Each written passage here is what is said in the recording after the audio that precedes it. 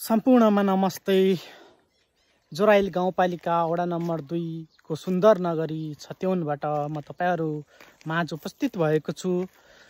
तपाईहरुलाई म आज विशेष यहाँको आकर्षकको केन्द्रबिन्दु र धेरै जनाको नजरमा नपरेको सुन्दर दृश्य तपाईहरुलाई देखाउन गइरहेको छु।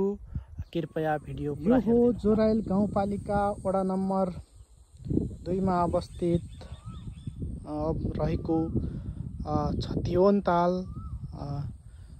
जुन चाहिँ पर्यटकीय दृष्टिकोणले जोराइलको एउटा गहना पनि हो, जसमा आन्तरिक र बाह्य पर्यटकहरूले अवलोकन गरेर रमाइलो गर्न सक्नुहुने, मनोरञ्जन गर्न सक्नुहुने। यस छत्योन तालमा पुराना प्रापूर्व कालदेखि चलिआएका रीतिरिवाज लगायत पुरानो किम्वदन्तीहरू पनि रहेको छ, जसमा चाहिँ शताब्दीौं अगाडि यहाँ चाहिँ रोपाई गर्ने क्रममा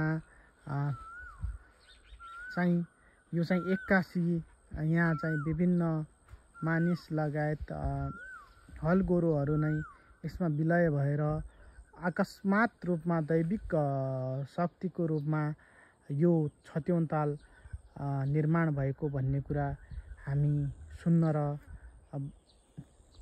बुझ्न सक्छौं। त्यसैले तपाईहरुलाई